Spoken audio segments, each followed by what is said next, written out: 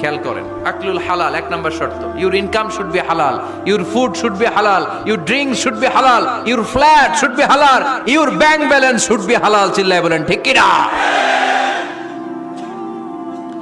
এক লোক কাবার চারপাশে শুধু দোয়া করে, ইয়া রব, ইয়া রব, ও আমার রব, তুমি আমারে মাফ করে দাও, তুমি আমারে মাফ করে দাও।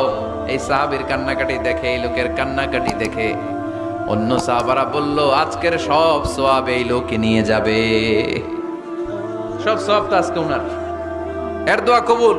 আল্লাহর হাবিব বললেন, ওয়া মাতআমুহু হারাম, ও যা খায় হারাম খায়। ওয়া মাশরাবুহু হারাম, যা পান করে হারাম।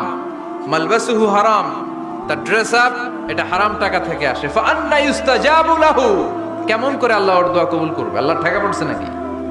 খেয়াল করেন, আকলুল হালাল এক নাম্বার শর্ত। ইউর ইনকাম শুড বি হালাল, ইউর ফুড শুড বি হালাল, ইউর ড্রিঙ্ক শুড বি হালাল, ইউর